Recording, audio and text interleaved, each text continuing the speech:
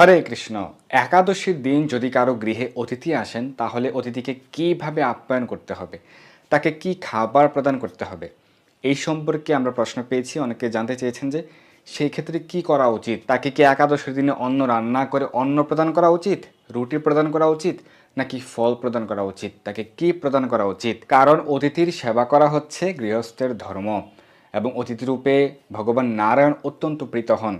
কারণ যেহেতু অতিথির হৃদয়েও ভগবান পরমাত্মা রূপে অতিথির হৃদদেশে অবস্থান করছেন, তো সেই কারণে আমাদের গৃহে যখন অতিথি আসেন তখন সর্বতোভাবেই তার সেবা করা উচিত। কিন্তু যদি এটি একাদশীর দিনে হয়ে থাকে এবং আপনারা আপনার পরিবারের সকলে মিলে একাদশী ব্রত পালন করছেন, সেক্ষেত্রে কি করা উচিত, তাকে কি খাবার প্রদান করা উচিত, কীভাবে আপ্যায়ন করা উচিত? যদি আপনার পরিবারের সকলেই একাদশী ব্রত পালন করেন, তো সেক্ষেত্রে তো আপনি অতিথিকে কখনোই অন্ন অর্পণ করতে পারবেন না, অন্ন রুটি প্রভৃতির অবিশ্বাস অর্পণ করতে পারবেন না। তাহলে কি প্রদান করবেন? তো আপনারা যেরকমভাবে সেদিন একাদশী ব্রত পালন করছেন অনুকল্প প্রসাদ গ্রহণ করে, তো আপনারা সেইভাবেই অতিথিকে প্রদান করবেন। যদি সেই অতিথি নিজেও একাদশী ব্রত পালন করেন তাহলে তো খুব ভালো। আর যদি তিনি পালন নাও করেন কিন্তু আপনার গৃহে আপনি তাকে কি প্রদান করবেন? একাদশীর অনুকল্প প্রসাদ, ফল, জল, দুধ, কাজু বাদাম, কাঠবাদাম, বাদাম সেদ্ধ, আলু সেদ্ধ, মিষ্টি আলু সেদ্ধ, আলু বাদাম ভুনা, আলু কুমড়া সবজি, সাবুদানা ফ্রাই, সাবুদানার পায়েস, আলুর পায়েস, আলুর চিপস প্রভৃতি আপনি তাকে প্রদান করতে পারেন। তো এই যে সবজি, চিপস, পায়েস প্রভৃতি রান্না করতে হবে অবশ্যই বিশুদ্ধ ঘি বা বিশুদ্ধ সূর্যমুখী তেল ব্যবহার করে। অর্থাৎ আপনার গৃহে যখন গেস্ট আসবেন অবশ্যই একাদশীর দিনে হলে একাদশীর অনুকল্প প্রসাদ তাদেরকেও প্রদান করতে পারেন, ফলের রস করে দিতে পারেন, নানা প্রকার ফলের জুস প্রদান করতে পারেন। তো এর ফলে কি হচ্ছে, যে ফলাফল সেটি হচ্ছে আপনারও কিন্তু ব্রত পালন হয়ে যাচ্ছে এবং আপনার অতিথি সেবা হয়ে যাচ্ছে এবং অতিথি সন্তুষ্ট হলে ভগবান নারায়ণ সন্তুষ্ট হচ্ছেন। এবং যদি সেই অতিথি আপনার দ্বারা অনুপ্রাণিত হয়ে একাদশী ব্রত পালন করেন তাহলে তিনি নিজেও কিন্তু উপকৃত হবেন, ভগবানের বিশেষ কৃপা লাভ করতে পারবেন। তো অবশ্যই আমাদের সকলের কর্তব্য হচ্ছে অন্যদেরকেও একাদশী ব্রত পালন উৎসাহিত করা, অনুপ্রাণিত করা। কিন্তু কারো কারো ক্ষেত্রে এরকম রয়েছে যে বাড়িতে সকলে একাদশী ব্রত পালন করেন না। দেখা যায় আপনার বাড়ির মধ্যে শুধুমাত্র মাতাজি একাদশী ব্রত পালন করেন বা তার সন্তানেরা একাদশী ব্রত পালন করেন, কিন্তু তার স্বামী একাদশী ব্রত পালন করেন না। বা বাড়িতে দেখা যায় অর্ধেক সদস্য, পরিবারের অর্ধেক সদস্য একাদশী ব্রত পালন করেন কিন্তু বাকি অর্ধেক করেন না। তো সেই ক্ষেত্রে অতিথি আগমন করলে কি করা উচিত? তো সেই ক্ষেত্রে আপনি অতিথিকেও অনুপ্রাণিত করতে পারেন যেন তিনিও একাদশী ব্রত পালন করেন, আপনার সঙ্গে অনুকল্প প্রসাদ গ্রহণ করেন, একাদশীর যে প্রসাদ রয়েছে সেটি যেন গ্রহণ করেন। যদি তিনি রাজি না হন তাহলে আপনার পরিবারের অন্যান্য সদস্যরা যারা একাদশী ব্রত পালন করছেন না, আপনি কিন্তু তাদেরকে অবশ্যই অনুপ্রাণিত করবেন। আপনার পরিবারের সকল সদস্যদেরকে আপনি বোঝাবেন, উৎসাহিত করবেন, অনুপ্রাণিত করবেন। কিন্তু সকলে হয়তো শুনতে চায় না, কারণ এই ক্ষেত্রে তার পূর্ব জীবনের স্বীকৃতির প্রয়োজন রয়েছে। তো সেই কারণে দেখা যায় যে প্রত্যেকটি পরিবারের সকলেই একসঙ্গে পরিবর্তিত হয়েছে বা সকলেই একসঙ্গে কৃষ্ণ ভক্তিতে যুক্ত হয়েছে বা সকলেই একসঙ্গে একাদশী ব্রত পালনে অনুপ্রাণিত হয়েছে, এরকমটি খুব কম দেখা যায়। তো সেই কারণে যারা একাদশী ব্রত পালন উৎসাহিত হয়েছে তারা তো খুব ভালো, সেটি খুবই উত্তম। আর যারা একাদশী ব্রত পালন করা শুরু করেনি সেক্ষেত্রে আপনাদের কর্তব্য হচ্ছে অনুপ্রাণিত করা।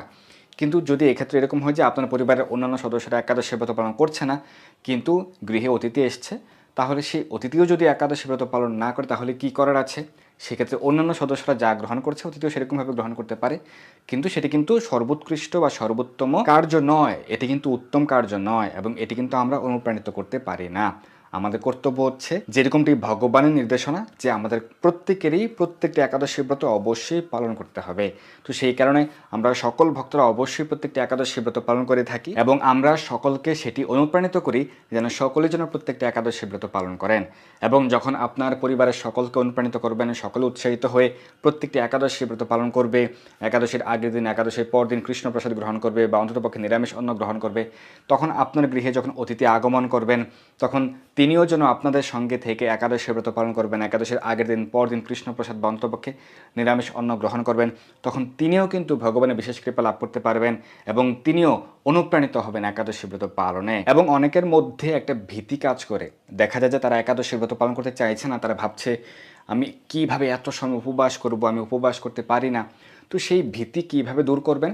আপনার গৃহে যখন অতিথি আগমন করবেন একাদশীর দিন, আপনি তাকে পর্যাপ্ত পরিমাণে ফলমূল, ফলের রস, দুধ, কাজু বাদাম, কাঠবাদাম, বাদাম সেদ্ধ, আলু সেদ্ধ, মিষ্টি আলু সেদ্ধ, একাদশীর সবজি, একাদশীর পায়েস, সাবুদানা পায়েস প্রভৃতি তাকে প্রদান করবেন। সে তখন অনুভব করতে পারবে যে আসলেই তো আমি তো সহজেই একাদশী ব্রত পালন করতে পারবো এই সকল অনুকূল প্রসাদ গ্রহণ করে, এবং অন্যান্য দিনের থেকে আরও বেশি ক্যালোরি আমি পেতে পারবো।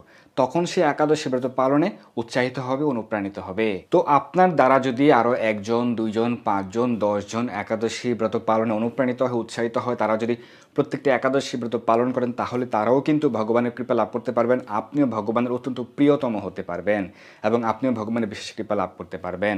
তো সেটি হচ্ছে আমাদের উদ্দেশ্য হওয়া উচিত, যেন আমরা নিজেরাও আচরণ করব, আমরা নিজেরাও কৃষ্ণ ভক্তিমূলক কার্য করার মাধ্যমে, শাস্ত্র সিদ্ধান্ত পালন করার মাধ্যমে, ভগবানের সেবা পূজা আদি করার মাধ্যমে ভগবানকে সন্তুষ্ট করার জন্য কার্য করব এবং অন্যদেরকেও আমরা অনুপ্রাণিত করব, উৎসাহিত করব।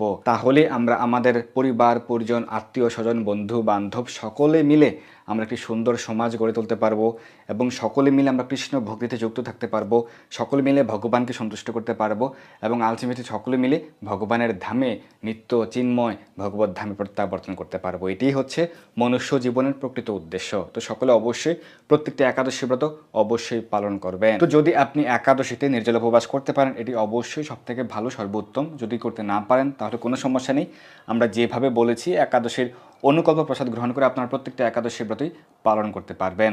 এবং একাদশীর পরদিন সকালে পালনের নির্দিষ্ট সময়ের মধ্যে অন্ন বা রুটি বা ছাতু বা চিরা প্রভৃতি প্রসাদ গ্রহণ করে একাদশী ব্রত সমাপন করবেন বা একাদশী ব্রতের পালন করবেন। তো আমরা আজকে আলোচনা করলাম, যদি আপনার গৃহে অতিথি আগমন করেন একাদশীর দিনে, তাহলে সেই অতিথিবৃন্দের কীভাবে সেবা করবেন, তাদেরকে আপনারা কৃষ্ণ প্রসাদ, একাদশীর অনুকল্প প্রসাদ প্রদান করবেন এবং তাদের সঙ্গে কৃষ্ণ কথা আলোচনা করবেন, তাদেরকে অনুপ্রাণিত করবেন একাদশী ব্রত পালনে, তাদেরকে অনুপ্রাণিত করবেন, উৎসাহিত করবেন হরিনাম জপ কীর্তনে এবং শাস্ত্র অধ্যয়নে এবং কৃষ্ণ কথা শ্রবণ কীর্তনে, কৃষ্ণ ভক্তিতে আপনারা উৎসাহিত করবেন, অনুপ্রাণিত করবেন। তাহলে সকলেরই কল্যাণ হবে, মঙ্গল হবে, সকলেই ভগবানের বিশেষ কৃপা লাভ করতে পারবেন। ধন্যবাদ সবাইকে।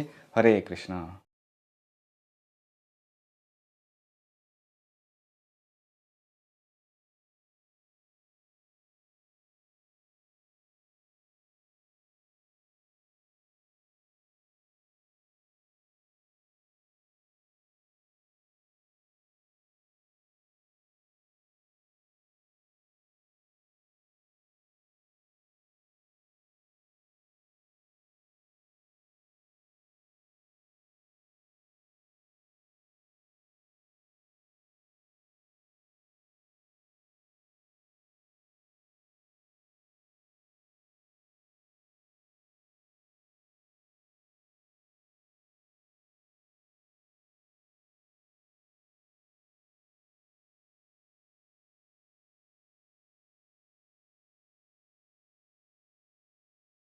এই দুর্লভ মনুষ্যজন্মকে সার্থক করতে যুক্ত হন কৃষ্ণ ভাবনায়।